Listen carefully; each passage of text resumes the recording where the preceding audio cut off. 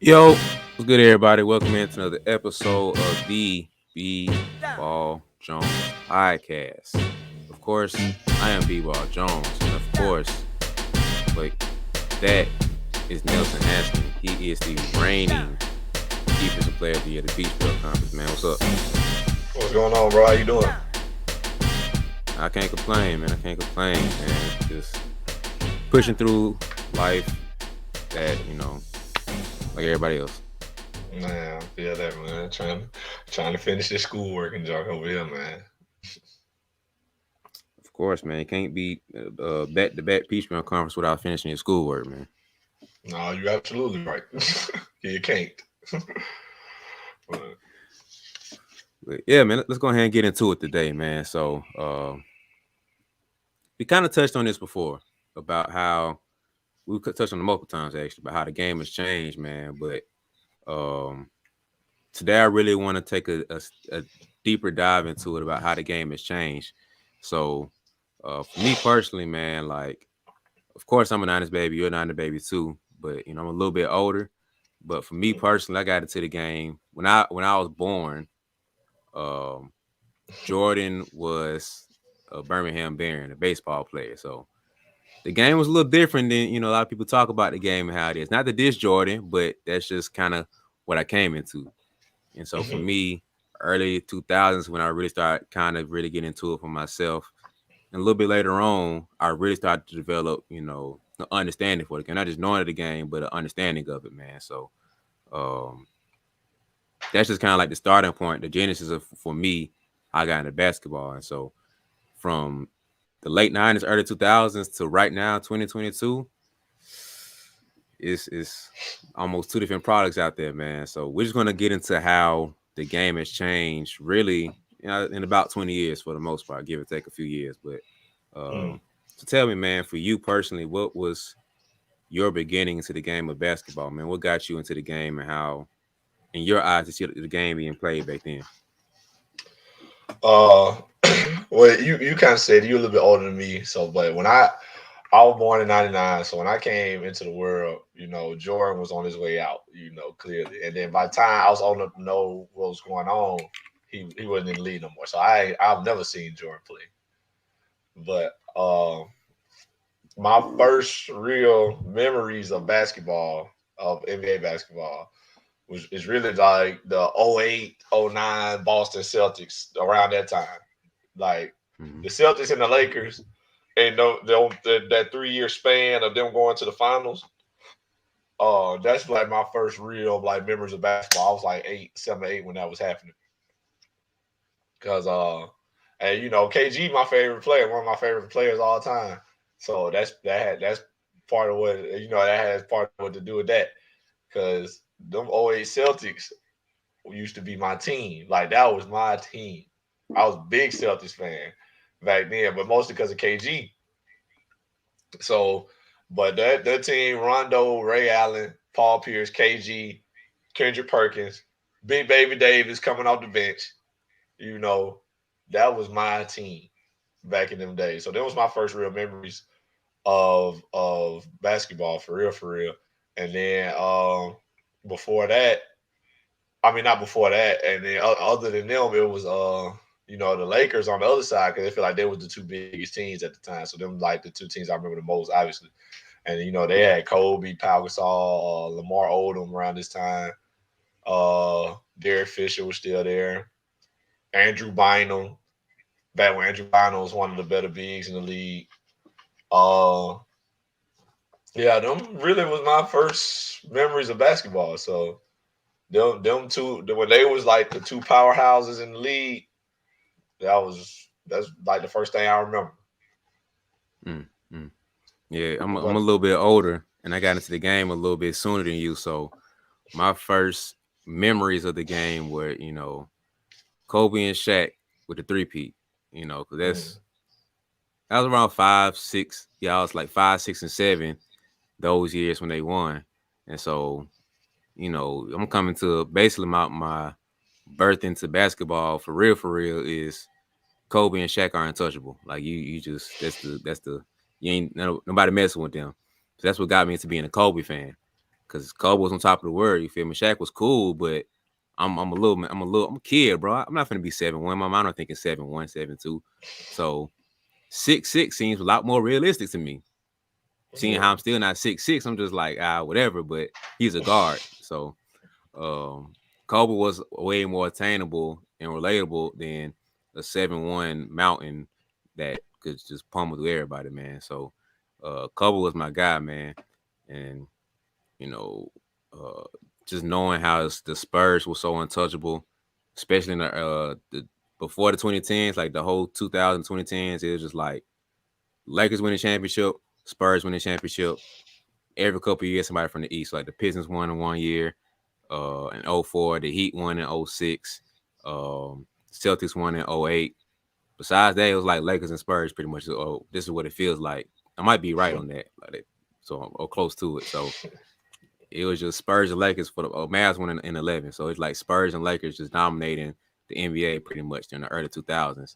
So that's kind of what my beginning stages of basketball were, man. So when I think about how the game was growing up, bro, it's it's not like a whole world of difference between then and now, but there is a some big drastic changes, man. So for you personally, for you got about like a 10-year gap, a little bit more, but 10, 15 years. So from like '08 to 2010, 11, I think last time they won. Mm-hmm. The Lakers had that little run. What do you see the changes were specifically from the game from '08, 2010s, early 2010s to now? Like overall the game, man, with the league and how stuff is. What do you see like the biggest changes are? Like top three maybe. Top three.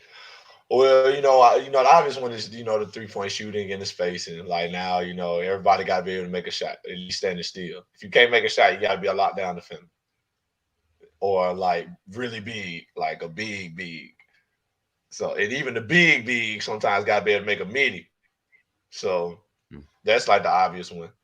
Number two, I would say the big, like the back then, like we mentioned, it was them teams that was powerhouses. They all had dominant bigs. Like the Spurs had Tim Duncan, and during their time, Lakers had Shaq and Kobe. So yeah, Shaq. And then when Shaq was gone, by the time when they got back around to being on top again, they had Andrew Bynum, who was who was in talks of being like he was a top 5 center in the league at the time, Mm-hmm. and then Pau Gasol top 5 power forward in the league at the time.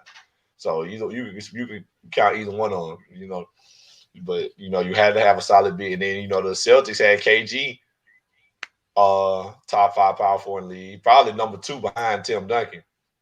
Powell might have been number Yeah. 3 behind KG. So it's funny that all three of those teams that was like running the early 2000s had a dominant bid. And then the Pistons snuck one in there, but they had Ben Wallace. The Mavericks snuck one in there. They had Dirk Nowitzki. You know, so back in them days, you had to have a dominant big. Like Mm-hmm.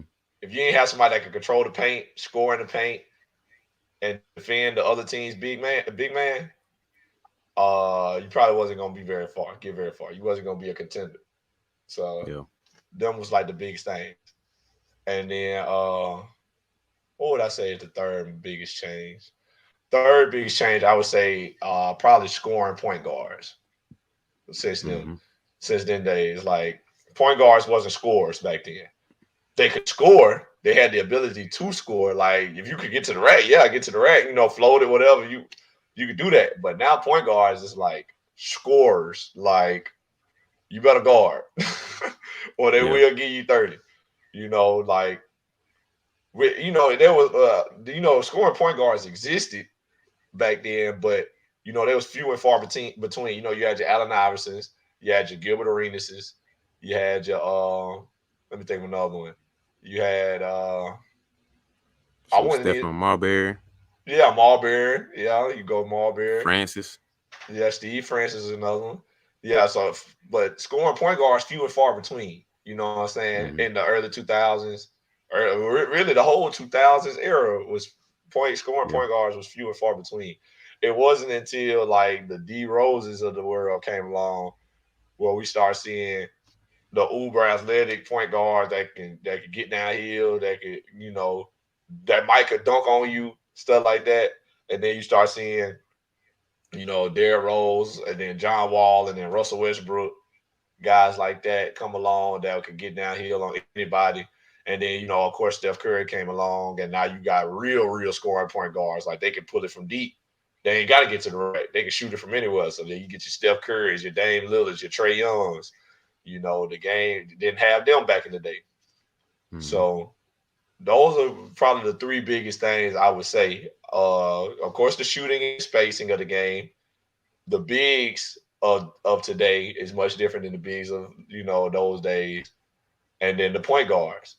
I feel like everything in between still kind of the same. You got scoring guards, you got facilitators, defenders, all that. So shooting guards, small forwards, power forwards, they kind of still doing the same things in different ways. They got to be able to shoot better, but they still playing similar roles. But point guards scoring now.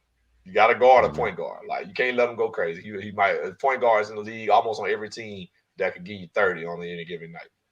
And then you got bigs who's stretching the floor, who's shooting, who might put it on the deck, all that. So I would say them are the three biggest changes from back in them days that I Yeah, see. I gotta agree. I can't really yeah, I think with like you said with the bigs, man, like back in the day you had to have a twin towers. Like Hmm. you were doing something wrong if you didn't have 2 7-footers on the floor. Like you had to have a Pau Gasol and an Andrew Bottom, both like 7 foot 7'1". You had to have a Hmm. KG and a Perkins, both like Perk was like 6'10", 6'11", but KG 7 foot. You had to have because it kind of go back to what you were saying before, man. Like if you didn't have a guy who could score, you had to have somebody who could stop the guy who could score. And so, like you said, the dominant teams had the Tim Duncan as a scorer, but yeah, he played defense on the other end too. But you didn't want him so consumed with defense the whole time. So you would have he had so many centers like Oberto, Nazir Muhammad, uh, Kurt Thomas. He had so many other guys playing with him, but you have your focal guy like the superstar big, and you would have almost assistant role playing big. So you flip it around to where, let's say it's KG versus Dirt and KG versus Tim Duncan. You ain't finna have them going head to head the whole time. You finna have Kurt Thomas guarding KG, and you'll have Perk guarding Tim Duncan. So you have the Twin Towers kind of switching roles like that. So that's kind of how it was for me growing up. Then you had to Hmm. have, like you said, the scoring guards. Like, it wasn't necessarily that the guards back in the day couldn't score; they weren't allowed to score because once again, you had to work inside out. So, Hmm. yeah, he can shoot. That's cool. Shoot after he get his touch. If he ain't got a touch, then he kick it back out. Then you score. So the ball had to work inside out. So Tony Parker, for example, a great scoring guard, he could have put up 30 back in the day, but the way the system was set up with the game, he was only allowed to get 18, 22 points on average, but he had to have 6, 7 assists because the ball had to go through Tim Duncan's hands and David Robinson's hands back in the day. So yeah, you score your little points after they get their 20. So wherever the bread comes you get left at the table, that's what you get. So that's kind of how most point guards were back in the day. But the one change I will add that you didn't say is that the tweener became a thing. So back in the day, it was almost a curse mark for you to be an undefined role player. Like if we didn't know if we put you as a 2 or a 3. Do we put him as a 3 or a 4? So Draymond Green getting drafted where he was back in 2000, he would have been out the league in 2 seconds because we didn't know where to put him. Do we play him at the 3 or do we play him at the 4? Like I don't know. He playing 5 ball today, so he definitely wouldn't have been fit back in. Like who he ain't guarding Shaq. So it's like, what are you doing here, bro? Thanks. So it's like the tweener back then was a no go. Like that was a curse mark to where we didn't know what to put him as. Do we put him as a 3 or a 4? We'll try him out. It doesn't work. He's out the league. Get his contract up and he gone. So back in the day, it was a oof. You did not want to be labeled as a tweener. But now a tweener is a blessing, but you gotta have a tweener. Like you want to have a Draymond Green. Draymond Green is the foundation of a lot of guys following what we got now. Blessing. Thank you. But that's one thing I would add. A tweener became a huge part of the game. Um, I won't say Draymond caused it, but he played a big role into it. We talked about it before with another episode with Boris Diaw. I was like, God, man. Boy, Dial. Well, it's tough, man.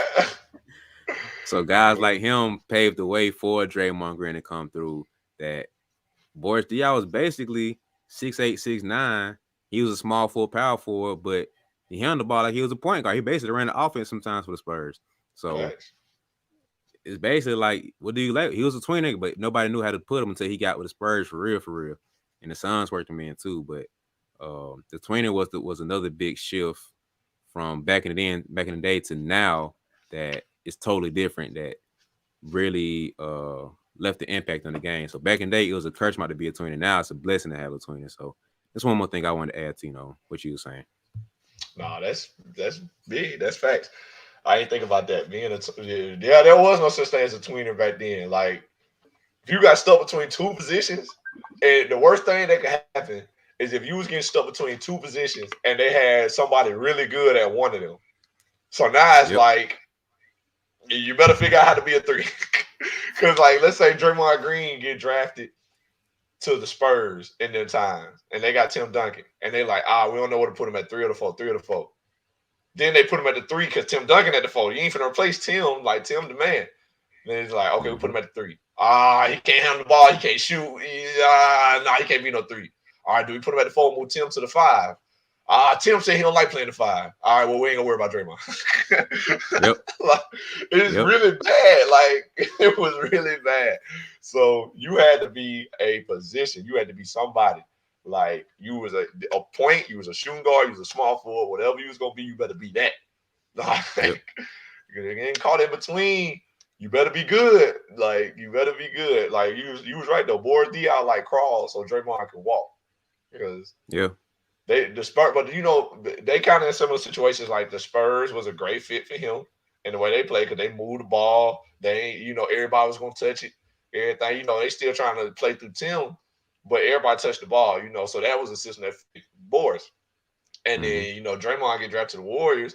He's surrounded by the best shooters in the league, and they spacing the floor. He a good facilitator, a good decision maker. That's the best spot for him. So they both just, ended up in great situations for each other.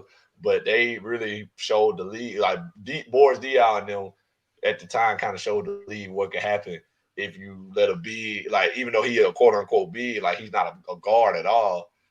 If he can handle the ball and make good decisions, he can make your offense better if you play with him the right way, if you use him the right way. So they Yeah. got, like I said, he kind of crawled so Draymond can walk.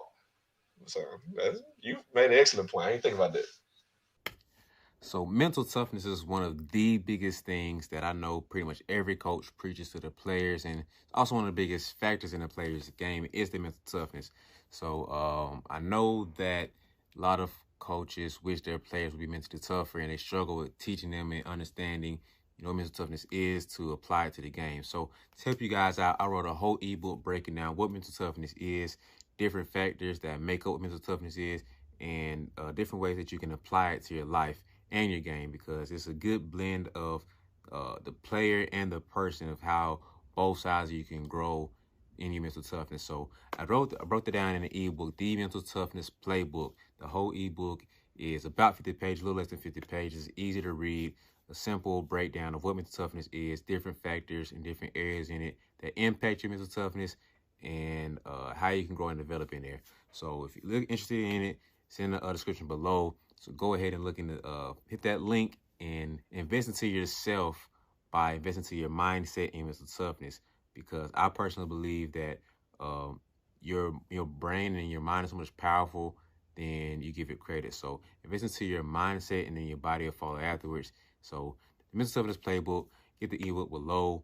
If you tune into it, thank you. I appreciate it. If not, it's fine. Get back to the rest of the episode. See you later. And I'm glad we brought up doors, because that made me think about another thing too. Is like the tweener was also a curse mark for guards, because you look at how AI is the perfect example. So Facts. guys basically labeled as 6 foot, maybe 6'1", but he's really like 5'10", 5'11".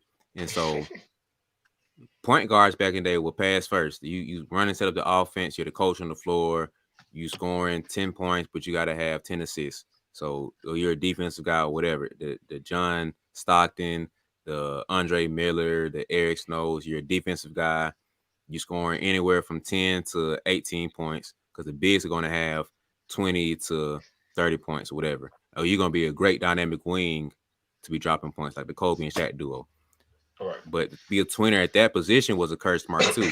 So AI kind of broke through that mode where he was like, well, he's too small to be a two guard, but he's scoring too much to be a point guard. So we just kind of work around what he can do. Gilbert Arenas was, 6'3", 6'4". Yeah, he can't really play two guard. He ain't big enough for that, but the boy dropping 30 balls like it's nothing. So Mm-hmm. we'll let him be a main ball handler. Well, D-Wade can really score and shoot the ball, but he got a point guard size to him, but he scores like a two guard. So we'll try him at the one, but we're really gonna let him play two guard. Cause start off he played point guard, but they moved him to the two with whatever. And Right. so being a guard tweener was a terrible thing too. Switch between 4 and 5, that didn't matter. That was irrelevant. You didn't care at that point. But to be a 3, Mm-hmm. 4, 2, 3, 1, 2, you better figure out something, bro. Because anything else, you getting thrown out of there. But then going back to Dial, after he left the Spurs, he went to the Suns. Made me think about the 7 seconds or less Suns that he played a part in too. So the small ball became a factor during that era because Mike D'Antoni was like, "We finna run." So that brought in Sean Marion, ruined his thing, Amari Stoudemire, which also paved the way for more scoring guards, which paved the way for the small forwards being sent. I mean, power forwards and power forwards being centers because Amari Stoudemire was a 4, played more 5. Sean Marion was a 3, started playing 4, and Diaw was a 3, 4. I still don't know what he really was, but he played 3, 4, 5 too, as well.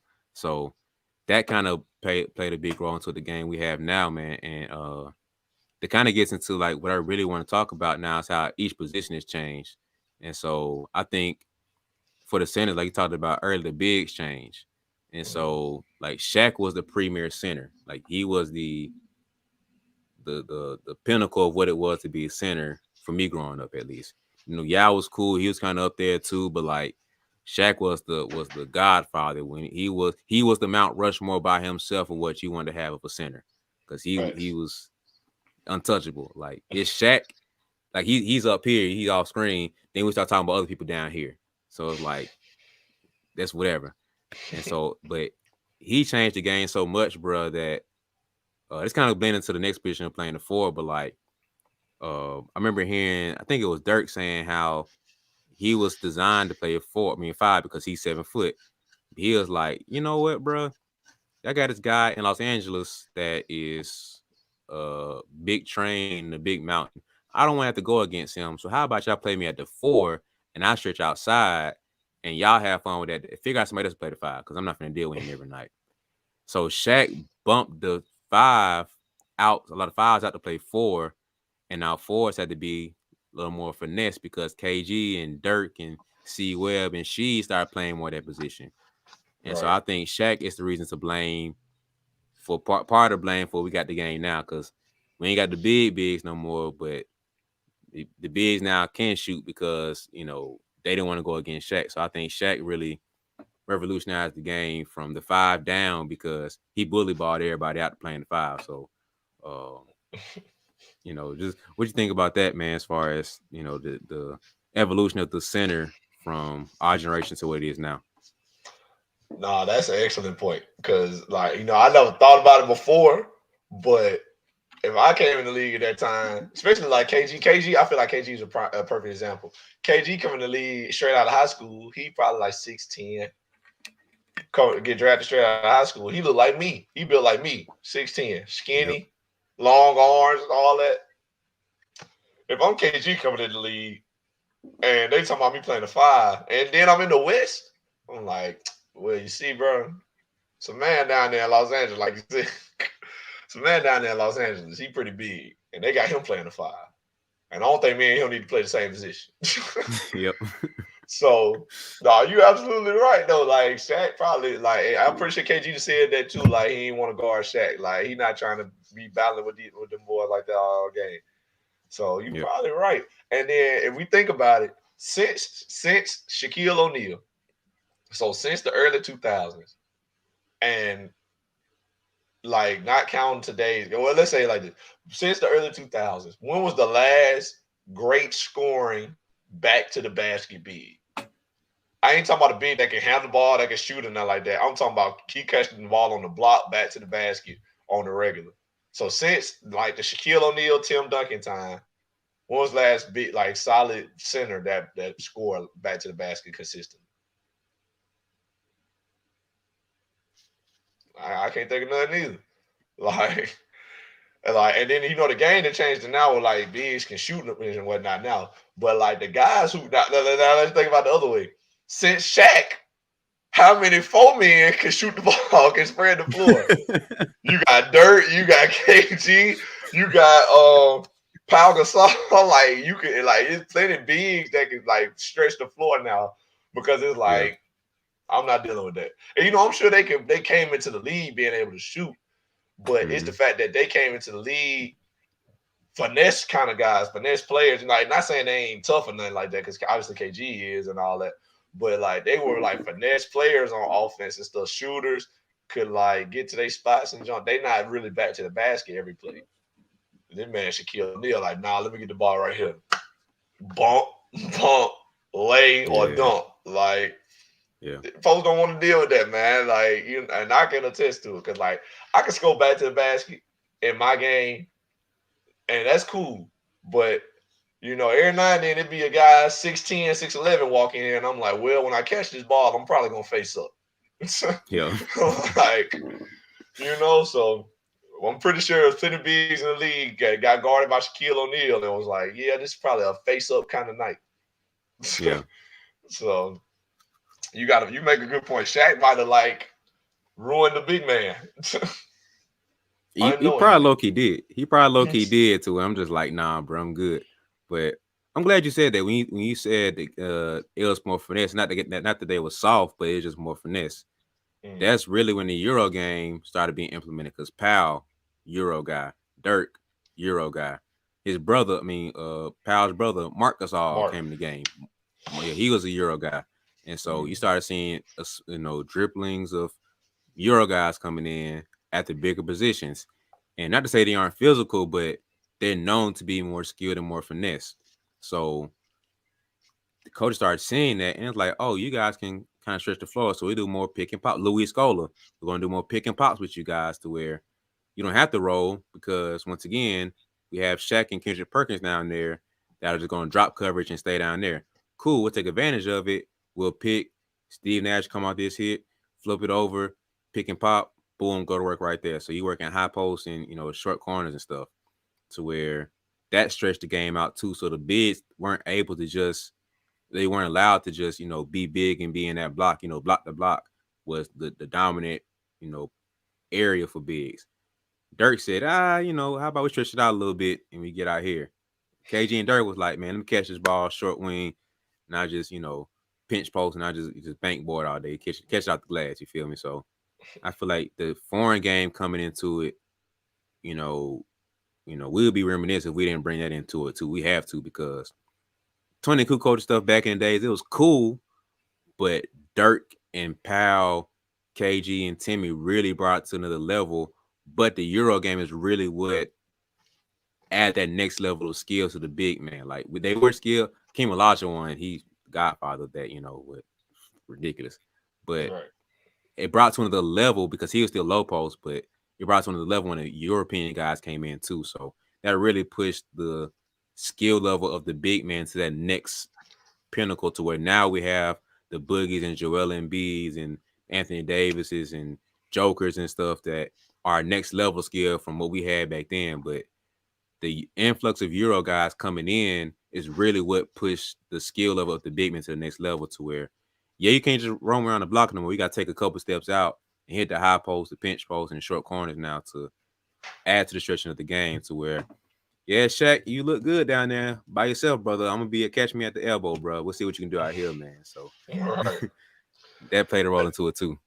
And you think about it, like Shaq, I think Another thing, like with the big man, like I mentioned earlier, Shaq kind of turned bigs into like, hey, either you can score or you can defend. That's it. Mm-hmm. Like, and so like that's where you get the Kendrick. Like you got your KG, now give me Kendrick Perkins. Like Kendrick, you go guard that big dude, and I'll be out here making sure we get points. Because Yep. Perk ain't give you too many points unless he getting it out the, getting it out the mud, dirty work type points. You got your Yeah. Tim Duncan playing the four. All right, give me Nazir Muhammad coming in here. You play this five. Make sure you feel me. The other big don't get off. You got Pau Gasol. All right, Pau out here. He floating around. He can shoot. He picking and popping. Cool. Bynum, I need you down here. I need you to mix it up with these big boys. You know what I'm saying?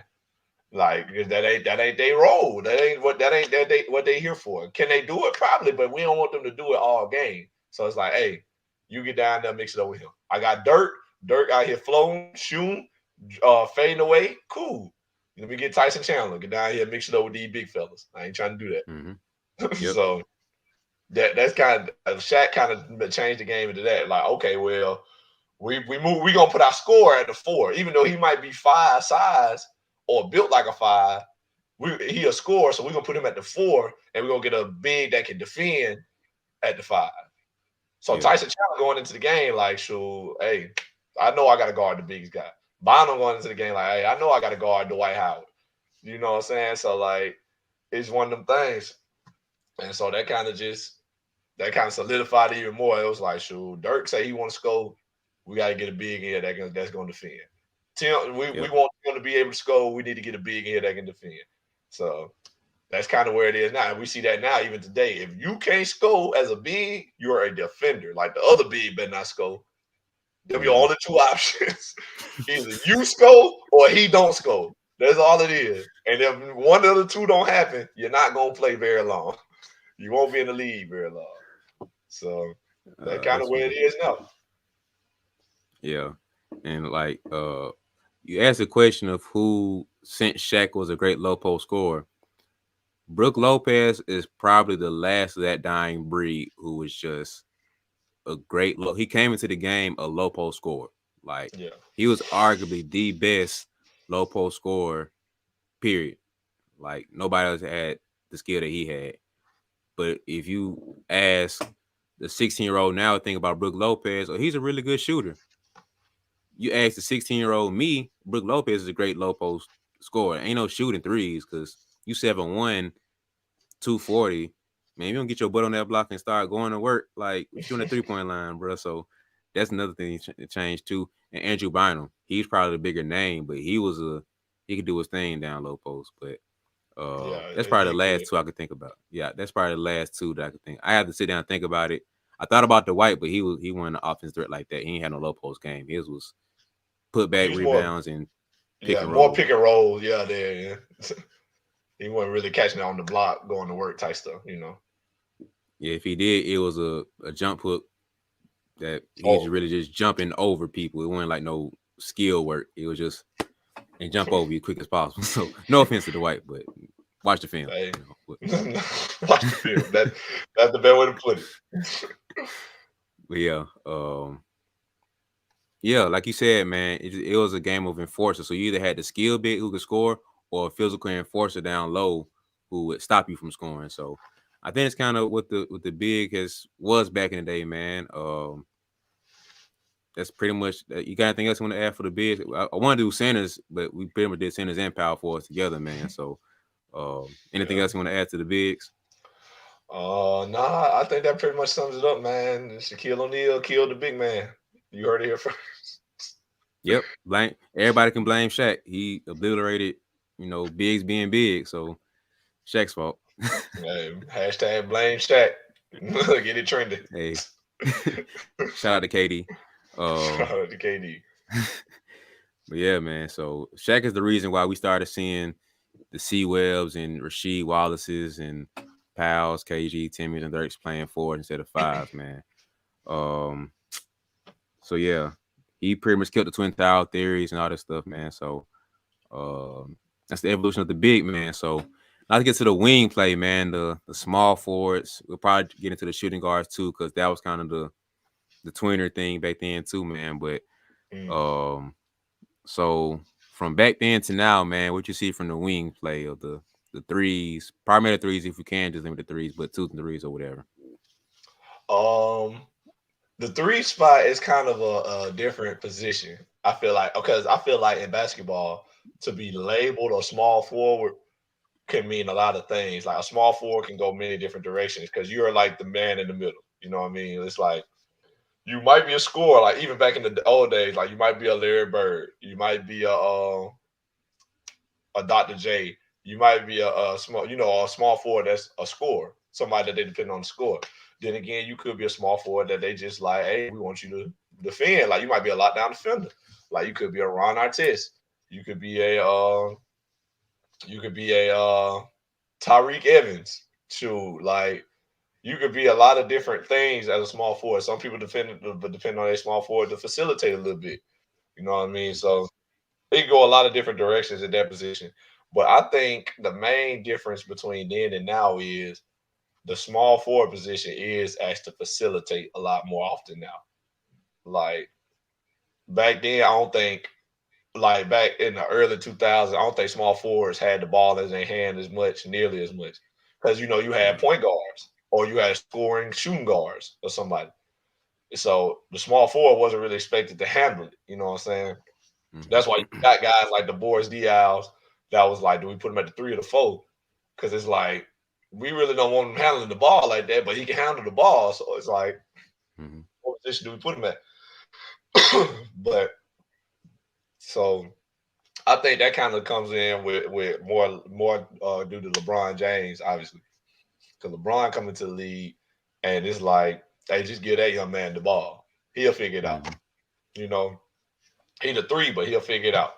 But at the same time, the small forward, like I said, the small forwards can go either way because even at that time, Melo came in the league same time LeBron, he a scorer. You had guys like Hito Turkoglu, that was a scorer. He You do.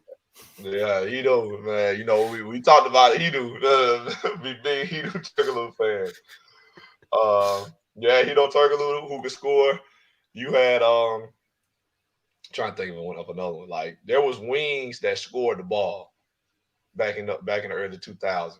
And then LeBron, I felt like LeBron was one of the few that was like, or one of the first that was like, hey man, just let him run the offense. Like Mm-hmm. one of the first true point forwards. Like uh even with like Magic Johnson, excuse me, back in the day. Magic Johnson saying hi to LeBron, but they put him at the 1. And Mm-hmm. I didn't watch plenty of documentaries and stuff, but they was talking about it like this guy the same high as our power forward. Like we want to put him at point guard. They never even considered him being like a point forward, like put him at the 3 and just let him handle the ball and nothing like that. It was like, nah, he got to play point guard. And so, but now we got guys like LeBron that was like, shoot, he not at point guard because technically we got a point guard out there. We got Eric Snow out there. He a point guard. We got Mario Chalmers out there. He a point guard. Mm-hmm. But we gonna let LeBron run the offense.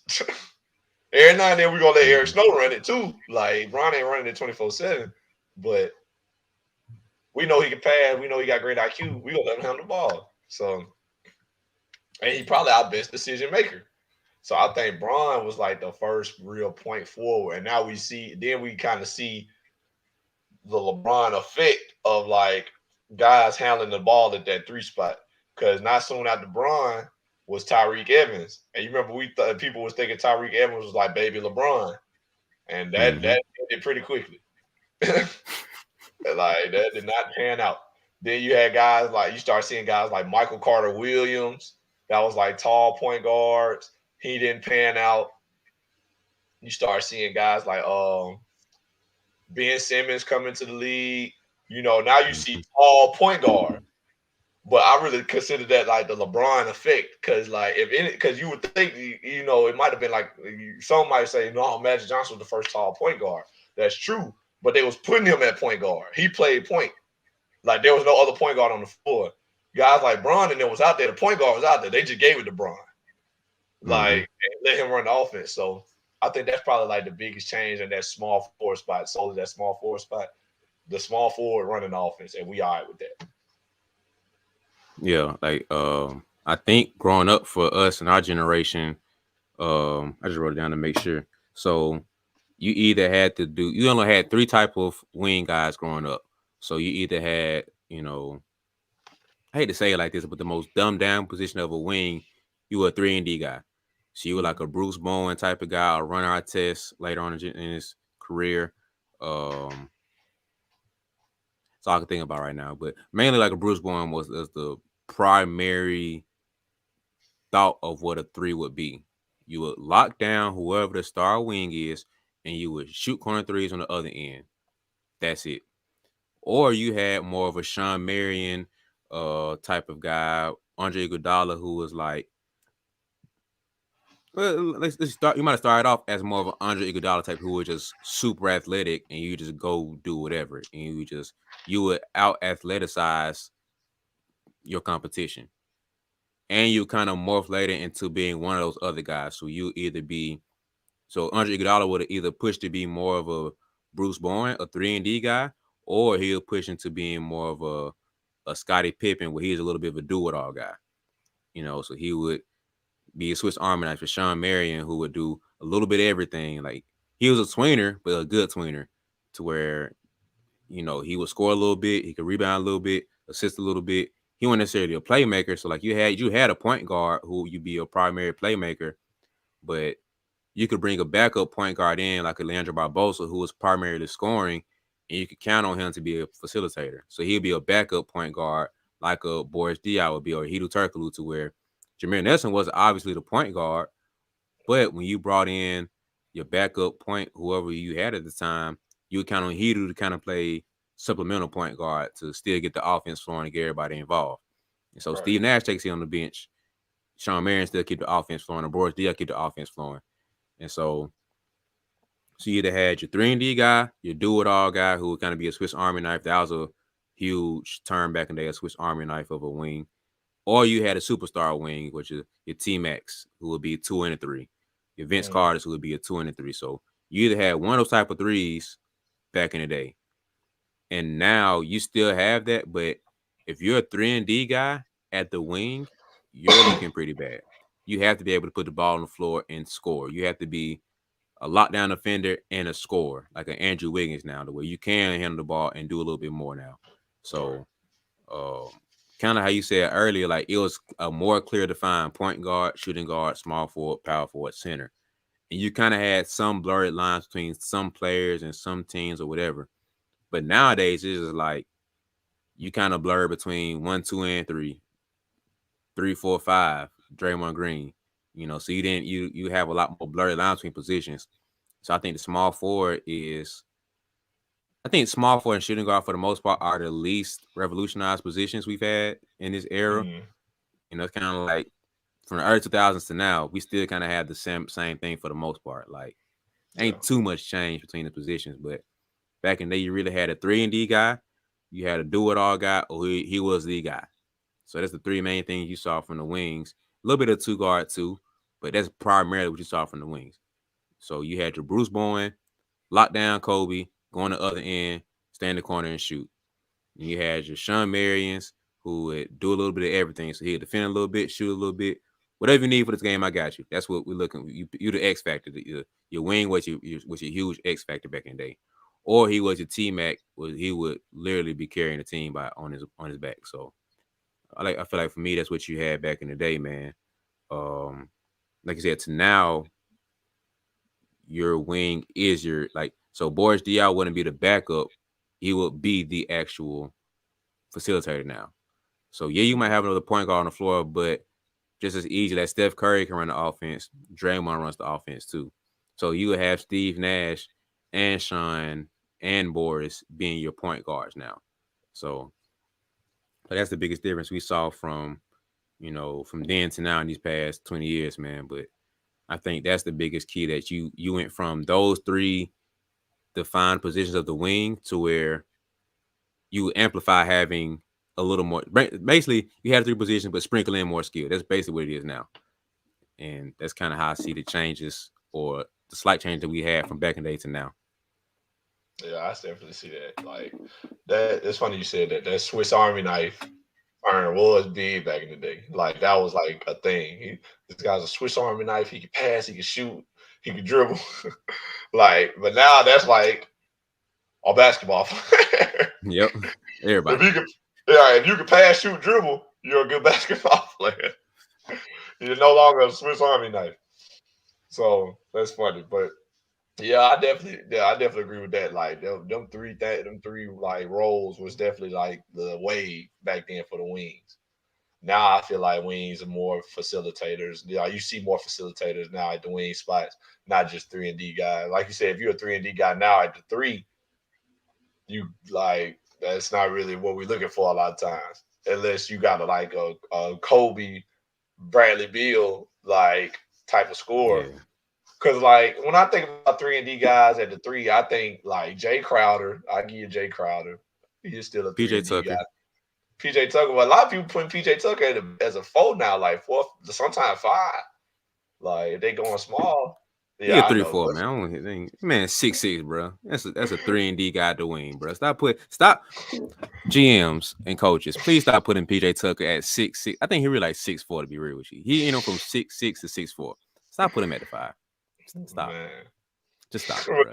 Put when that they man at the played wing. when they played the Nets in the final, not the finals, the playoffs, and he was going KD. This man was going KD. KD towering over this man. I'm talking about he was. It was one of the things like PJ Tucker putting his head on his chest like this, guarding him, and KD standing up straight head like right here. Like PJ bent down, but like PJ Tucker head almost like at this, like his head at this man's chest, and KD just waiting Mm-hmm. on the inbound the ball so he can go get it and cook this dude. Like, no offense to PJ Tucker, Yeah, no but offense. yeah, I think of guys like that, Jay Crowder, PJ Tucker. You can say Jimmy Butler, but Jimmy Butler is the guy. Like he a defender, but he can score too. He the guy. Yeah. It's more guys at that three spot now than I feel like it was back in the day. Like Mm-hmm. the guys at the three: LeBron, KD, Jimmy Butler. Shoot, I can really say Anthony Edwards. He a 2-3 guy. He go even in between stuff like that. So I feel like the three man is one of them guys that's like it's funny because like the three can be anything. He could be the best Yeah. player. He could be the best defender. He could be the best passer. He could be a lot of things at that three spot. So it's just like you got to see which one you got at the end of the day. You know what I'm saying? It's funny, Yeah. but that is the Yeah. biggest evolution at that spot, though. Yeah. Like it ain't changed too much, but I think it's interesting to see how like for the past maybe 10 years, maybe like whoever we have a discussion of the best player in the game, the top 5 in the game, the 3 names that has come up is usually one of those position or three names that'll come up from that position: LeBron, KD, and Kawhi. Like Okay. the small forward was really running the NBA, to be real for real. Maybe 5 years, maybe. I'm kind of stretching it, but So you pushing 6, 7, really? You ask me, yeah. because So maybe a 7 little years more, ago but was 2015. LeBron number one yeah, player. LeBron still in Cleveland. And then 20, that's when they started having their finals runs with the Warriors. But Kawhi and them had just won in 2014. So yeah, yeah, Kawhi went in 2014. Then Cleveland went to the finals and lost. But that's when Kyrie and Kevin Love were hurt. And then Braun won. Then KD went to the Warriors. It was KD the next 2 years. And then Kawhi hmm got another one. So yeah, you about right. Like it really pushing 6, 7 that the three man has been running the league. And then Giannis like a 4, 3, 4. Like they count him as a yeah, 4 now. But when he came to the league, he was kind of like at the 3. So if you count Giannis, that's even more now. So yeah. I didn't think about Giannis, but yeah, like the small forward is really been running the league. Like, of course, Steph Curry is he's the best player in the game too. Of course, you yeah. can throw in James Harden had a couple years, Westbrook had a couple years, but Mm. primarily at far as positions, the small forwards running the NBA. The point guard's cool, but Steph Curry's pretty much had the position locked down for the past 10 years. Let's just say, like I love Kyrie, love Dane. You know I'm a Dane guy. I love Westbrook, but he's been running the point guard position. Like when we talk about best players in the game, the only guard who's been mentioned is Steph Curry. Like you might have a year Westbrook was mentioned, you might have a year James Harden was mentioned, but Steph Curry, especially when healthy, night in, night out, is in that conversation. Bigs. Mhm. Dwight was in the running back, a long time ago. After that, we had Anthony Davis. He's always been. Don't get me started. I love Anthony Davis, but that man's never been a top 5 player since he's been in the league. I love him, but stop putting him in discussion. Like talent, yes. Player, no. He just couldn't stay healthy to follow through on that. But anyway, we That's had fair. Anthony Davis, Joel Embiid, Boogie for a second before injuries messed him up. But like you could have a conversation around other people being the best player in the game. People throwing Joker in that conversation now, but consistently for the past arguably 10 years, it's been a small forward position thanks to LeBron, KD, Kawhi, and now Giannis is taking over that lead. So Hmm. small forward, we ain't celebrated as much, but it's been running the game for the past 10 years, bro, or close to it, man. So Facts. mm, Like, but that's part of what we said. Like, you either the guy or you a guy at that three spot, and like, yeah. I feel like there's no in between. You either LeBron or you Jeff Green. You either KD or you either Oh, you KD Draymond. or you Draymond. You either Kawhi or you Duncan Robinson. You know. Yeah. And so that Yeah. that's just the spot that it is now. Like you either the Yep. guy or you a guy. And so that's why we got like shoot, if you want to be real, you can make an argument that we that ain't what the episode about. But you can make an argument that 5 of the 10 best players in the league are small forwards. If you count Giannis as a small forward, you got Giannis, LeBron, KD, Kawhi, Jimmy Butler. So you could make a solid argument that 5 of the 10 best players in the league play the three spot. Yep. So, and you probably could not make that argument for no other position. You got Jokic and Embiid that's in the center spots that could be in top 10. You got Steph that could be top 10 or is top 10 for point guards. Shooting guards, you could go James Harden. Not really James Harden right now, but there was a time James Harden. And then who else? Like who else would you throw top 10? I haven't looked at the list enough to know right now.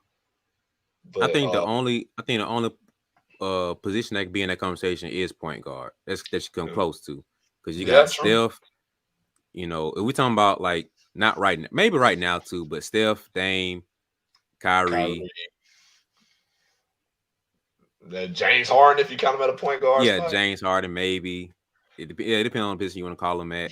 Luca, I can't forget about Luca, Yeah, Luca. Yeah. and then Shoot. maybe Ja, maybe Ja. Yeah, maybe. Yeah, point guards are on the spot competing to be like the best Yeah, position in the league. And shoot, if we want to make it take it even deeper, people count Paul George as a shooting guard now because he's playing with Kawhi Leonard. But when Paul George was still in OKC and the MVP running, that would have been another small forward running the game. So yeah, that would have been 6, like because he was an MVP running. So clearly he top 10 in the league at least at that time. So you talking about 3 years ago. Now you're talking about a 6th small forward, top 10. And then Jason Tatum too. Forgot about him. oh, Jason Tatum, shoot, that's 7. That's 7 small forwards. So yeah, so, like the cream of the crop right now is the small forward spot and point guard spot right behind them. Yeah, And I don't know if we could have said that 10, 15 years ago. I think shooting guards and bigs was running the league. mm-hmm. 15, 20 years ago. Shooting guards and bigs. Your Kobe's, your AIs, your T Max, your Vince Carters, your Shaqs, your Dwight Howards, your Andrew Bynums, the Yep, Pau Gasols, the KGs. Them guys was running the league. They were yep, the guys. Like there was no small forwards running the league at the time. And yeah. then here come 2003. This young man named LeBron James and another young man named Carmelo Anthony walk into the league, and it's like, shoot, like these guys play the 3. We gotta get somebody in Yeah. here that can guard them. Yep. Yep. So Yeah, that's funny. I never thought about that. The small forwards are running the league. Yeah. Like it's crazy, but yeah, man, that's the biggest evolution of the small forward spot. There we go. Yeah. So now to push to the two guards, man. Wait, wait, hold on. Time out. Hold on real quick. I just got a quick question for you. All right, okay, look. So where does you go? Like, what are you going after right now in your life? Right? Are you looking to make the team? Okay, you didn't make the team, but you're looking to figure out how to make the team coming up. Or maybe you made the team, but you're on the bench, you're not playing like you want to. Or maybe you're playing a little bit like you want to, but you're not a starter, or you're not finishing the games like you want to. Or maybe you're the player, but you're just not quite where you want to be as far as recognizing your county or maybe your conference or your state, whatever you're trying to be recognized at. Um, Whatever your goal is, I want you to forget about that. Like put it on the board or something, write it down in your phone and just put it somewhere and tuck it away. I want you to take that goal, throw it over there, and now I want you to write a new one, right? I want you to write PROGRESS.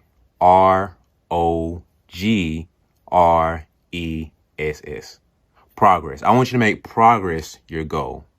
Okay. So take that big goal that you have now and take it, put it in your back pocket, and just figure out how to make progress and work towards that goal. Because sometimes we get so caught up on the goal of the end goal where we want to be that we don't keep working forward and working towards that goal like we should be. So every day I want you to wake up and figure out how to just make progress. How can I be better today than I was yesterday? It's new tomorrow. The same as that thing. Figure out how can I be better today than I was yesterday. It doesn't matter how good you are or what you did yesterday. It's irrelevant. It doesn't matter. Your goal today is to make progress, be better than you was yesterday. And so if you need a reminder about that, all I want you to do is to have a reminder. I want you to go ahead and get one of these hoodies. Or you get you a t-shirt. I got a couple options for you. So get you a hoodie or a t-shirt just to remind yourself, just to keep it as a memento to be like, man, today's goal is to make progress. My only goal is to make progress. Progress is the only goal. So if that fits you and you feel like you need to make progress to be your goal, go ahead and hit the link in the description below and invest into yourself. Invest into that reminder.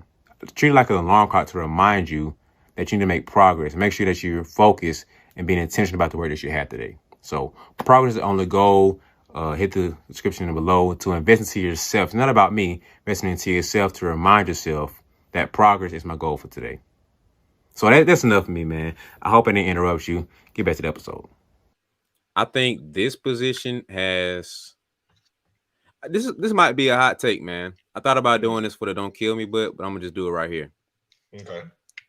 I think the two guard has been the least great position in the history of the game. Least When I great. yes, I'm explain. Uh, So we kind of touched on this before, and that's what made me think about this. So when you listing the top, players of all time, right? We did this with the Kobe episode, I think. mm-hmm. When you said you talked about Kobe, I don't remember what episode, but we made me think about it. So you listing positions, right? You got Magic, Isaiah, CP3, Steph. Depending on what you call Steph, whatever, don't really matter. But Steph, John Stockton, Big O, whatever. Westbrook, point guards. Small forwards, you got Dr. J, Larry Bird, Pip, Bron, KD. You can run off that list. Power forwards, KG, Timmy, Chuck, Karl Malone, Dirk. Run off that list. Fives, you got Shaq, Wilt, Kareem, Bill, Hakeem, David Robinson, Patrick Ewing. That you can run off that list. When you go two guards, Jordan, Kobe, D Wade, drop. Allen Iverson. We count Maybe. AI. I Okay. get he ain't get no ring or Fine. nothing, but Okay, cool. Throw AI in there. Drop. I'm trying to think. Give me a second. Actually, you said Mike, Kobe, D Wade. That's the obvious top three. That's the most obvious top three. Depending on what you call AI, depends on that's a conversation to be had. But if let's say you throw AI to two, cool. Who's next? James Harden, maybe. Yeah, yeah. Okay, James Harden, but it started getting real. Like you see how you got to think about it. It's a very tough thing to do. So I feel like the two guard is the I forgot what I said, but like the least talented Accomplished. position, most accomplished or most talented position in the league. Because like when you start talking, the least great position, when you start rattling off of the who's who of the NBA of all time, Jerry West, cool, but you're not putting him above a lot of guys. We talk about the all time. Like you can Mm. argue five of each position being the best players of the league, like Steph Curry running the game. Like he can argue of you can have a legit conversation of who's who with other positions. The shooting guard position is kind of like, it's Jordan, Kobe, D Wade. Depending on what you call AI and Harden, you can throw them in that conversation too. But it's a drop off. I love AI. I love him. That's my guy. If you know me, y'all rock with AI. AI was a revolution. We talked about it with the Hoop Culture episode. Mm. But it's a slight drop off when you talk about you know anybody after him. Like Harden, I love Harden, but is he really in that conversation? I see it on Twitter all the time. Man, Harden, the third best shooting guard in the game. Stop it. I love James Harden, but he's not better than D Wade. Stop it. Let's stop that now. So it's a drop off for me, man. And let's say you do throw them in there. It's those five. Jerry West, like him, but no, I love Jerry West. I don't want him to come and try to kill me or nothing, bro. But it's tough for me to really see the shooting guard being as stacked as other positions. Because T Mac, what do you call him? 2 or 3. Let's say you throw him into 2. Are you That's still taking a big him drop top off. 10? It's still, you know what I mean? Like, I love T Mac, bro. But he didn't. He was a potential. He was a what if. He didn't fully fulfill what he could have been. So I'm just like, what do we? So that's kind of my hot take, man. I feel like the 2 guard is the least loaded position. I can't find the right word, but it's like it's just the drop off when you're talking about the all time greats, man. So I love the 2 guard. I love Reggie, but it's like it's a drop off, man. Like you got the top 3, a slight drop off. The top 5, maybe 6, another drop off. But every other position is just like boom, boom, boom, boom, boom, boom, boom. Now you got to drop off. Boom, boom, boom, boom, boom. So like 2 guards is like.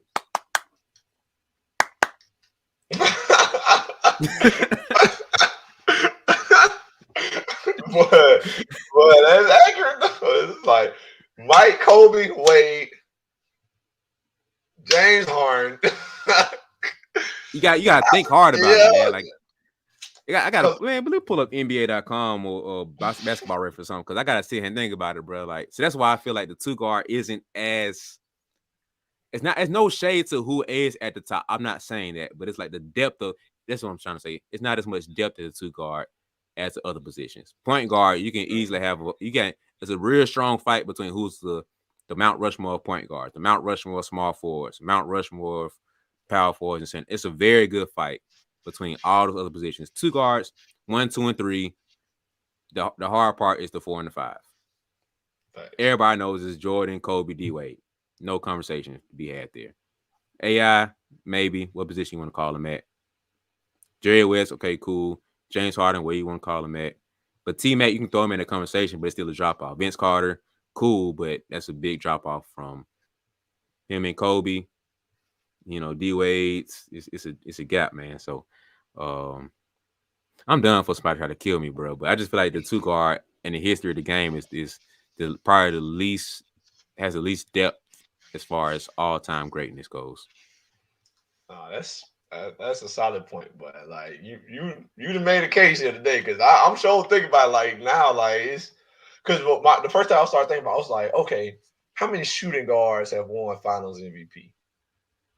And I really can't think of none outside of D Wade, Kobe, and Jordan. Like no other shooting guard in recent history, at least. Cause it ain't like I remember every single one. But no other shooting guard in recent history won a Finals MVP because Jordan dominated the '90s. The 2 years he wasn't in there, it was Hakeem Olajuwon. Then after he left, it was Mm-hmm. Shaq and Kobe, but Shaq won them, and then Kobe was in there. After them, it was Tim Duncan, Chauncey Billups, and them won 2004. So Chauncey Billups was point guard. So it was Chauncey Billups point guard, then Tim Duncan, and then uh the Lakers Celtics went back and forth, so that was Kobe's. And then Paul Pierce won it for the Celtics. And then Yeah, then Dirk. Dirk was in there. Yeah, Dirk a bit. Then LeBron. for 2 years. LeBron. Then Kawhi, and then they've been running off with them boys ever since. Man, hey, you got it, boy. You got a case. You got a case. So I know if we asked a couple other people, especially the old head, they had something to say about Jerry West. I'm not trying to be disrespectful to the old generation at all, Right. but even if you throw Jerry West in there, he still does not change my case as far as saying there's a huge drop off once you get past the cream. It's the cream of the crop for each position. The cream getting pretty thick when we talking about point guards. There's a good conversation to be had as far as the top 5 or Mount Rushmore point guards. It's like 6, 7 guys you have in that conversation. You talk about small forwards. There's about 6, 7 guys you have in that conversation. Power forwards, same thing. Centers, same thing. So like if you ask, 10 guys in the NBA right now to list your top 5 all time in each position, the guaranteed top 3, we automatically know the top 3: Jordan, Kobe, D Wade when it comes to shooting guards. Now for the other position, you're gonna have one person that's probably through everybody's guaranteed, like Magic's probably in everybody's guaranteed point guards or whoever. Small forwards, you're gonna have a LeBron, Pippen, and Larry Bird. You're gonna have at least one of those 3 in everybody's top 5. Shoot, they should be in everybody's top 5. All 3 of them should be. You think about power forwards, Tim Duncan should be in that conversation somewhere, and the KG and Dirk are going to be in that conversation. You're going to have a Shaq, you're going to have Kareem, Wilt, Dream. You can mix and match how you want to do the 5s, but you're going to have a guaranteed Shaq and Kareem on that list of your top 5. Now, when it comes to the shooting guards, them top 3, the last 2 is I guarantee if you ask 10 NBA players, you'll probably get a different last 2 for 5 of them. So half of them will have the same guys, but it's going to be different people for each one of them. Well, I might throw T-Mac in there because he's probably the next best thing you saw in the wing position behind Kobe. Okay, cool. I throw AI in there because he was a 2. Okay, cool. Older head might say Jerry West. Okay, cool. Yeah. You might throw James ain't no Harden in there. solidified. You know what I mean? But it's like it's a core rotation of guys you're gonna have at other position. Besides the 2 guards, just like it's a drop off. So that's all I gotta say about. Well, it's most I gotta say about the 2 guard, man. But that's my little hot take, man. I kind of spoiled it for another episode. I might clip this whole thing and just put that as the episode. But whatever. Hey, no, hey, boy, it was solid though. You made a solid point. But I would say, being back on top, I would say shooting guard spot is the least changed spot. You got 2 types of shooting guards: scorers, 3 and D. Them only types. Either you a Kobe or you a Tyler Hero. You know what I'm saying? Well, Tyler Hero kind of a scorer, but either you a Bradley Beal or you a Tony Allen. Yeah. So I feel like it had much change with that position because it don't need to. It's a shooting guard for a reason. It's labeled that for a reason. So you either a scorer or you a defender or 3 and D. You got to be able to shoot though. Can't be a shooting guard. Can't shoot. It's in the name. But unless you're Tony Allen. Unless you're Tony Allen. Tony Allen was probably the only one I can really think of that couldn't shoot at all. But he had to play the 2. But they really just had him out there like, hey, you guard whichever one of these boys could score the best. Yep. So yeah, you got your Tony Allens, but I haven't much really changed with that spot. Maybe that's why what you said is going on. Like they at least accomplished because not much has changed. Ain't much got to change. It's like, hey, either you can score or you can defend. So then you got the best scorers. You got your Mike, D Wade, Kobe, and then after that, you got your James Harden, your AIs, your T Max that can score, but on a little bit lesser tier than them 3. So now it's like separating them a good bit, but that still hadn't much change. Scores 3 and D. That's all you got at that 2 spot. I feel like the only thing I probably would add is your shooters, and I think that's also what hasn't changed because you got 90s, you had your Reggie Millers, UConn boys. You think about Ben Gordon, Rip Hamilton. You come off basically the Klay Thompson. The Klay Thompson could fit from now to the 90s. You could have a Duncan Robinson fit from now to the 90s. You're going to have him run off screens and all that kind of stuff. It hasn't changed since the 80s and 90s, really. So that's why I feel like that's the least progressed position that we've had. The only difference I say we had is that either those guys like a Klay Thompson who would handle the ball a little bit more. That's pretty much it. The guys who like a Bradley Beal morphed into being who he is now, more of a scorer. Because coming into the draft, he was supposed to be a Ray Allen type. He come off the screens, he's a shooter, like beautiful form, all the good stuff they're saying about him. I remember coming to the league. Now the boy a bucket. Like, he a 30 walking 30 ball and shoot. He's leading scorer, I think 2 years in a row. I think he had like 34 and 35. So he's a bucket, bro. But it's not too many other people that you look at just like, it's not too many other roles you see in the shooting guard position. It's you're a scorer, you're a Kobe, you're a shooter, you're a Rip Hamilton, Reggie Miller, Ray Allen type, Klay Thompson, or you're a defender. You're a Tony Allen. Yeah, you're Tony Allen. So you're a scorer. Yeah, you're a Tony Allen. If you can't shoot, you're a Tony Allen. Yeah, I don't think people give Tony his flowers, bro. Because you think about certain like that type of shooting guard. Like, I can't name any. Maybe it's my fault just not being absent-minded right now, but I can't think of anybody else on Tony Allen's level of being a shooting guard who is really the defender, like the guy.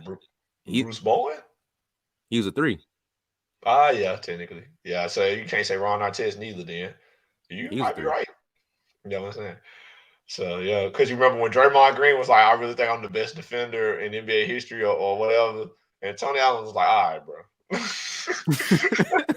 Tony Allen entered the chat, but I ain't never heard nobody say nothing Tony Allen said on social media nothing till that day. This man Draymond Green came out and said he was the best defender ever. Tony Allen was like, wait a minute. Boy, I ain't even got social media till this day. Time out. You know my Tony Allen. I'm first team all defense, bro. Like this playing, bro. This man most viral clip is him diving on the floor for a loose ball saying first team all defense. And that started something because people start saying that to him. Like, you supposed to lock somebody up, be like, the first team all defense. Like, dudes ain't playing for no team. This in the wreck. Talking about first team all defense. Tony Allen started that. That's culture now. Like, he started some of the culture. So, see what I'm saying, man? Like, Tony, we don't put up respect on Tony Allen's name, man. Put some respect on Tony Allen's name, bro. That's it. Hey, you're right, though. You're right. He is like the defender. Like, at least in our generation. I feel like in the 90s, 80s generation, when they think about the defender, I think they think Scottie Pippen, Dennis Rodman. Because, like, them are like the guys. But now, today, Gary Payton, kind of in that late 90s era, yeah. But then when you get to, like, our era, like the 2000s, 2010s, the best defenders were wings. And so that's where Tony Allen comes in. It's like, now you got your Tony Allens because he got to guard a Kobe, he got to guard an AI, he got to guard a, dang, why do I always do this? I always name 2 and then blank out. You got to guard a Paul Pierce. You know what I'm saying? He always but Tony Allen is like what we think of as the defender. And I think nowadays, like the guys now coming up now, like a younger kid, I'll be like, who the best defender in the league? They're gonna probably think of Draymond Green. Mm-hmm. So he got a case, to be like, yeah, I'm the best defender ever. But back in the days, it was like Tony Allen, first team all defense. You know what I'm saying? Yeah. So yeah, you right. Shout out to Tony Allen, man. Give that man his respect. Yeah, this is a clip. We gotta post this one, bro. This is a clip right here. We gotta post this for Tony, man. Like the grandfather, just the grandfather. The grandfather. I ain't heard that in so long. Yeah, man. So I think that pretty much wraps with the 2 guard, man. I didn't expect to talk about Tony Allen so much for the 2 guards, but shout out to Tony Allen, bro. Like, so what Tony Allen said. He said best defender. Hold on. So when he start spelling Tony Allen with a D, I didn't know Tony Allen started with a Draymond, bro. Hold on, bro. Like, that's wrong. And then I remember the tweet he said, like, I don't remember word for word, but he was like, you ain't got no witnesses. Like, you need more people. I was like, hey. When 2 people arguing and you don't want to say neither one of them wrong, but one of them make a solid point, you like. Hey, what he said? I ain't say it, but him. I'm like, hey, You just keep listening, like, You just keep listening after that. That was me when Tony Allen said that. I said, "Shoot, hey, all you say at that point is like, shoot, he ain't lying. He ain't lying." Yeah. Yeah, I'm that Uh, dude that when two people argue, I'm like, he ain't lying. I just need somebody beside me. It's like, yeah. oh, yeah, that's funny. But But yeah, I think that pretty much rest of the two guards, man. yeah, man. So last position we got left, probably the most dynamically changed position we got, other than the five man. We kind of touched on it already. Point guards. Point guards have changed drastically. Yeah, I think I think you have to mention if you had to pinpoint guys who okay, the first two you think about revolutionized the game has to be Steph Curry and Allen Iverson. That's hands down the first two. Mm-hmm. But I think if you had to throw other guys who were like I just got done saying with the two guard, like you think about all time best guys, two guys from the generation I had growing up were Kidd and Nash. That's two of the guys who are top 10 point guards all time.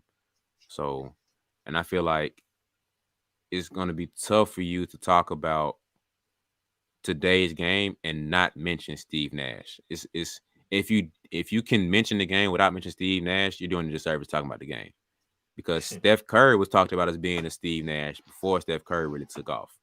And if you really want to be technical, you still have to mention Steve Nash because that boy could shoot the peel off that ball, bro.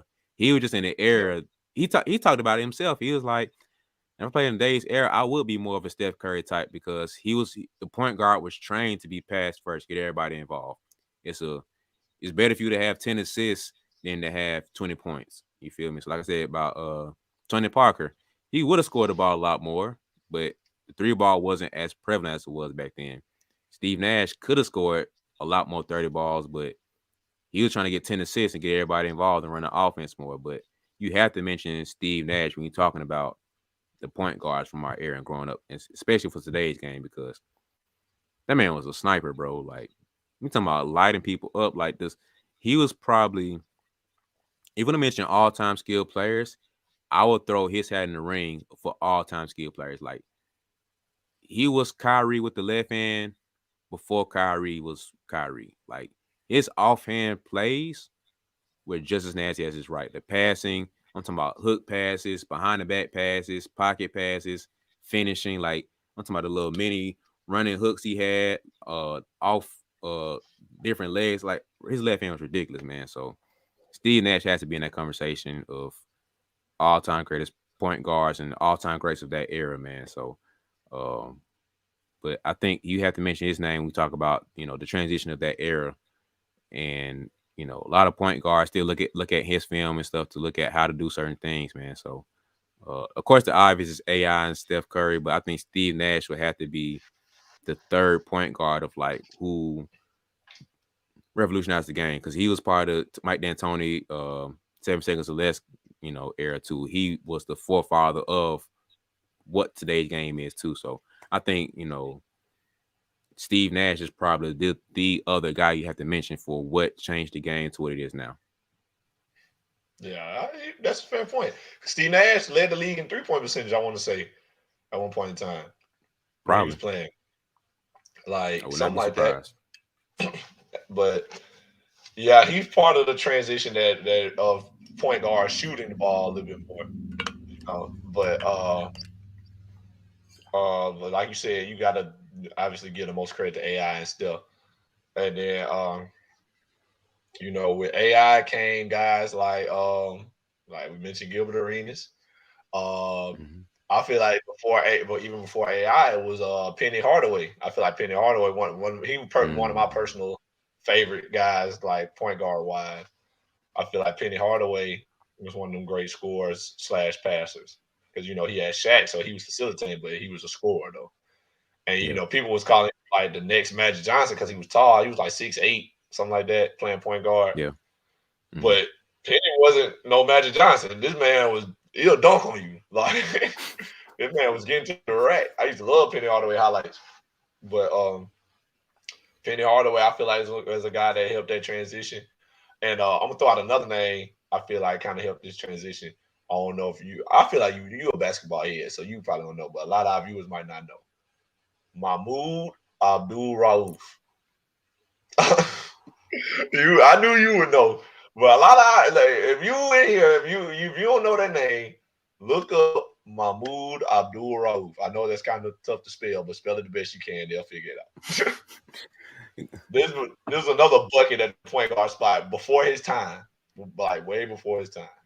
So like athletic, fast, quick, get downhill in a hurry. He was one of them guys. I think he was well before his time that people don't talk about enough. He kind of got eight balled in the league a little bit for some other stuff, but we ain't gonna get into all that. But yeah, definitely one of the guys that was probably like helping in the transition, I would say.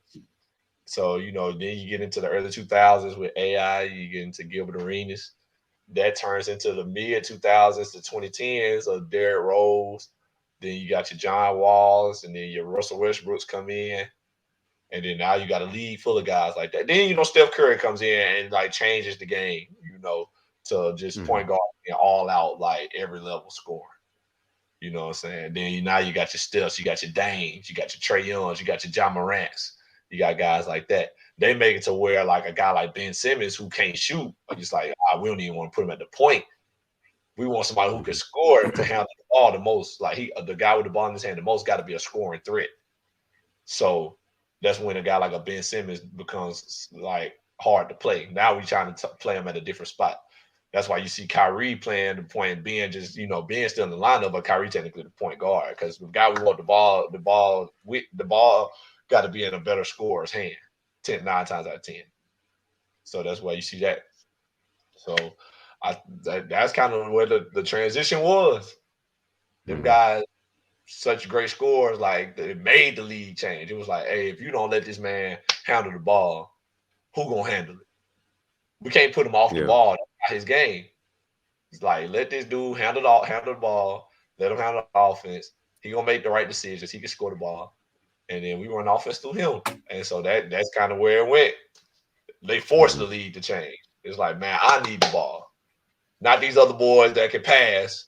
Like, because back then that's what the point guard was. The point guard was a facilitator. The point guards was Rondos, Jason Kidds, who had a scoring ability, but they was facilitators. That was the point guard spots back in the days. But now it's like, we want the ball in the hands of somebody who is a scoring threat, like every possession. If you ain't a scoring threat, then you almost hurting the team.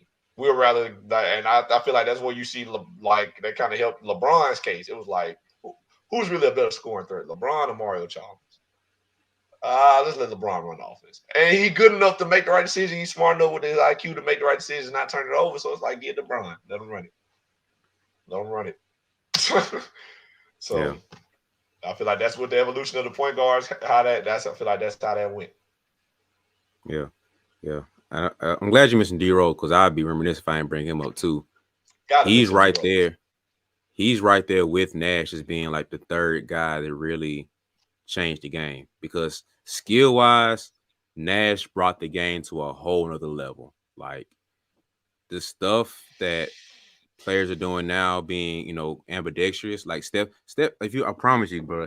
If you did a highlight breakdown of Nash and Steph Curry, I was gonna say Steve Kerr and Steph Curry. Steph Curry is really just Nash on steroids. Like he's just Nash, but more shooting. That's pretty much all it is. Like I give Nash, of course, the nod with passing. I'm giving that to Nash, but like it's pretty much Nash, but just amplified of the shooting. That's really all it really is. We go into details, nitpicking stuff in there, but for the basics of what the game is, that's kind of what the thing is for them. So, but D Rose took the athleticism of the point guard to a whole nother level, bro. Like, you look at the Steph Marbury's and the franchises and the guys of that era who were just the 6'3" guys who were pretty athletic and the Kevin Johnsons and stuff. They're bang on the big and stuff. It was cool, but Derrick Rose was oh my goodness, bro. Like that's why our generation loved D Rose so much because what they did was cool, but what he was doing was cold. Like, oh my goodness, bro. Like, We had never seen nothing like it. and we never will again, bro. Like, I think he's one of them aliens that you can't replicate, man. I love Ja, but he was not D Rose, man. Like, oh my goodness, bro. I love Ja. Like, I think Ja cold, but he fits in that Grant Hill category of like, what if, man? Like Penny Man. Hardaway, the what ifs. So I just feel like you can't. I'll be reminiscent if I ain't bring up D Rose as far as like the third guy to really change the game for that era, man. But like you said, the point guard was, pass first. It shifted because of AI was like, man, you like 2 foot tall, bro. You can't be no two guard, but we got to get the offense going some kind of way. So here you go, Eric Snow. You run the point, and AI, you do what you do. We'll figure out the rest. We just put defenders around you, and we'll cook. And that's kind of what shifted the mold for point. If you're gonna have a scoring point guard, AI was what the Larry Brown did with the 76ers was the layout for pretty much the 2000s of a scoring point guard. Okay, you're gonna score, we're just gonna put defenders around you and a point guard with you so everybody can get involved. And Westbrook kind of fell into that mold of what they wanted to do with him because he was playing with I forgot the point guard's name, but he had a couple of different point guards at some point to where Russ was the two guard. If you remember when James Harden was there, James Harden came off the bench and he was the point guard. Westbrook was primarily the two. And KD, Jeff Green, you got Serge Ibaka later on, all that crew, So the point guard really became that dude, the transition over that time. So I think D Rose, like, it's really like from 07 to like 09 draft the guy, because D Rose was like 08. I think Curry was like 6 or 7, I think, of that draft. Wall was like 11. But that era of guys was just really what changed the game to be pass first to primarily shoot first. And it became accepted during that time because Gill was shoot first, but it wasn't as accepted. So you still had to average, maybe 18 to be cool as a point guard, but everybody's involved. Gill was like, I'm gonna average 25 and y'all figure out the rest of that stuff over there. I'm gonna get my 4-5 assists. You figure out other little stuff out over there. So whoever getting the rest of them assists, Larry Hughes, he defending, and y'all that's cute. I'm gonna get my 25 to 30, and you catch those out the rim if I miss. So that's kind of what. So AI had to crawl so Gil could walk. So now the rest of these boys running. You see Steph Curry take off running, sort of thing. So that's kind of what the point guard position was, man. So yeah, that's been an interesting change of evolution of the point guard, bro. But that's been the most dynamic and most, flipping of positions besides the power forward / center position, man. So that's point guards are crazy right now, man. Yeah, cream of the crop right now. We mentioned it. They the cream of the crop. Small forwards and point guards. They running in the league. If it wasn't for Joel Embiid and Nikola Jokic, we wouldn't even be talking about centers no more. That's true. Yeah. Joel Embiid, Nikola Jokic, and then who? Rudy Gobert, DeAndre Ayton. I can throw DeAndre Ayton in there, but no, point guards and small forwards running the league. Yeah. So, I think one more thing that really shifted the game. So I think about it earlier when we talking about the small forwards, like the athlete. Being an athlete became a position almost in itself. If you were athletic enough, we'll figure something else out. That became a thing during our era too, because there's so many guys who are just like, man, you're just super athletic that we'll figure something out as you go. We'll get the skill as you go. So, man, you 6'8", 6'9", 7 foot with just crazy athleticism, you can play a position and we'll just build the skill as we go. So you might have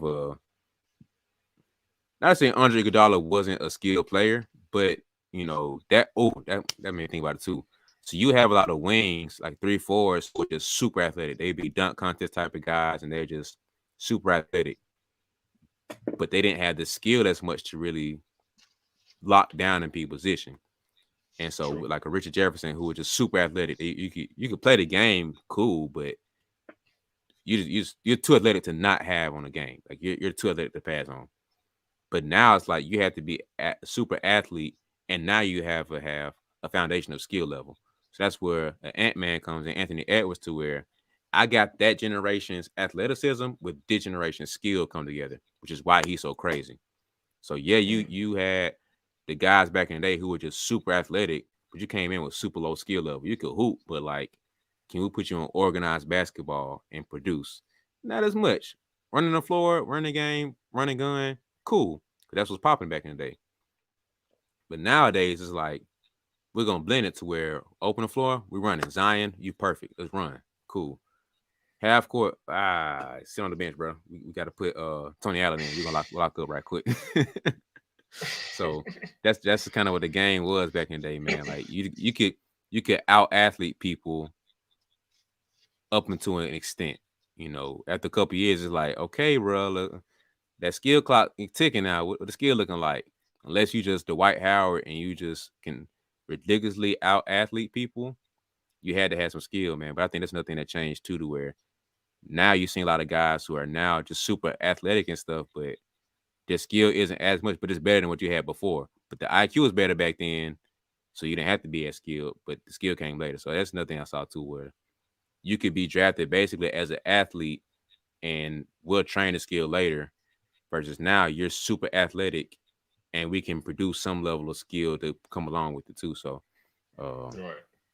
that's probably my last thing I think about the evolution of the game. Oh, now I got one more thing, but any comments on that? Oh no, you about right, man. I feel like athleticism is the new height. Now people used to be like, can't coach height.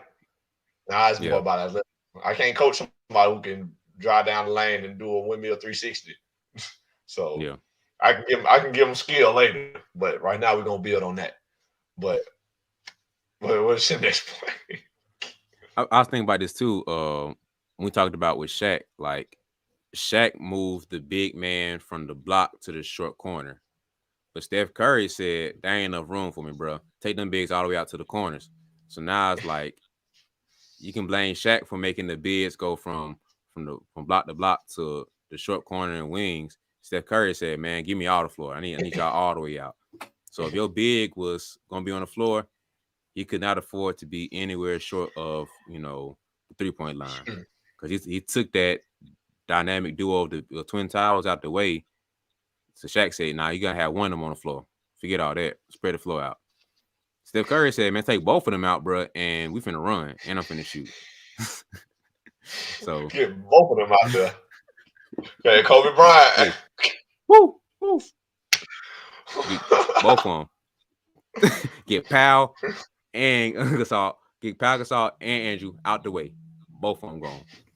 Move them. So Crash when I shoot. That's all I gotta do here, bro. yeah, I think that's another thing too, man. So Steph Curry really revolutionized the game, man. So we can blame Steph Curry and Shaq for killing the big man, but that's basically what we summarized the episode as. Yeah. That about to tell the story for real. When you tell the story of basketball, Shaquille O'Neal killed the bigs, and Steph Curry put the nail in the coffin. So y'all watch out. Us point guards got it from you. Now you got all your big Steven Adams and Hassan Whitesides and Bam Adebayos. You got your occasional Carl Anthony Townses and Kristaps Porzingis and stuff like that, DeAndre Ayton's.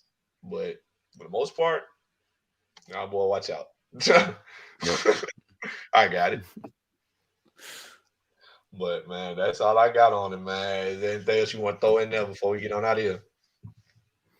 Man, as soon as we get done, we'll think of something else, bro. But that's all I got for right now. But I think, that's part man, of it. it's almost every episode, man. But I think I was thinking about this in the middle of it, man. I think this is a needed thing because a lot of old generations don't break down their generation and what kind of culminated to what happens now. You feel me? So a lot of coaches be like, man, do your research and study about what John Paxson did, whatever. And it's like, John Paxson, bro, like, what? Like, come on, bro. Like, he cool, but like, what are you doing here, bro? Like, I'm pretty sure people don't even know who we're talking about now, but like, I think this is a needed thing because sometimes you don't need the history lesson, but sometimes it makes sense because now you can start to piece things together of what happens. Like, if this happened, then this is why this happened. This is why this happened. So like we just said, we blame Shaq for why the bigs went from the 5 to the 4. Now I blame Steph Curry for the bigs going from the 4 to the bench because that's just what the game happened to. So, But you know, it went. but yeah, man, I think this is a needed thing, man. This is it's kind of cool, man, to see the evolution, kind of like a mini history. It's so many players that we didn't mention and give enough talking about too, but this is a quick little hour and a half rundown of a mini history lesson from the 2000s to now, man. But we could do a month worth of podcasting about this alone, bro. But this is kind of a needed thing, man, for people to kind of like, with the younger generation, get a better concept of the game to like fully or get a better grasp of what happened to the game, man, and how what happened now isn't just some random thing. It's a cause and effect of stuff that we had from this generation before, man. So this is kind of fun to kind of reminisce on a little bit too, man. Think about the game different angle, man. So, yeah, man. I think that should wrap it up for it, man. But that's it for me, man. You close it out if you got anything else. No, I think I'm good, bro. Like, like you said, I think it's good for younger hoopers to know where the game comes from, not just where it is and where it's going. You gotta know where the game comes from. My daddy said it. You gotta know where you come from to know where you're going. So that's kind of what this episode is about, just so y'all know where we come from. Because where it is now, we ain't come from this. This is what it is now. So we kind of rolling with it. My daddy complained about it all the time. I ain't gonna try to be him, but 20 years from now, I don't know. We'll see. But that does it for us here at the BeBall Jones podcast, man. We appreciate y'all for listening. Hope y'all enjoyed this episode. Just touching on a little bit of our knowledge of the game from where we started, our starting point in basketball in the early 2000s, moving into the 2010s all the way up into now. Hope y'all enjoyed that little take, man. Be sure to like and subscribe, and be sure to comment down below. Anybody we may have missed, anybody you feel like may have changed the game, anybody you feel like aided in the transition of the evolution of basketball. If we missed anybody or anybody we threw in there that y'all think didn't belong in there, feel free to comment down below. Let us know what y'all think. But we always welcome those comments. We always check it, man. We appreciate that also. Be sure to follow Brian on all social medias at BeBall Jones. That's BeBall Jones on Instagram, Facebook, and Twitter, and on TikTok. So be sure to go check him out over there. Be sure to follow me on Twitter at NellyH34, at Nelson.Haskin on IG, and find me at my name on Facebook. Be sure to follow the podcast on TikTok. You see it down below on the screen at BeBall Jones Podcast. Got plenty of clips up there for y'all to enjoy, man. If you missed the full episode, be sure to check them out and then go watch the full episode, because we greatly appreciate that also. But yeah, go check us out over there on TikTok. But that does it for us over here at the BeBall Jones Podcast, man. Once again, we appreciate y'all for listening. Hope y'all enjoyed it. Be sure to tune in next week for another great episode. It might be another little basketball talk. It might be a debate. It might be an interview. You never know, man. You just got to check us out to find out. So, appreciate y'all once again, man. We'll see y'all next time. Without further ado, we out.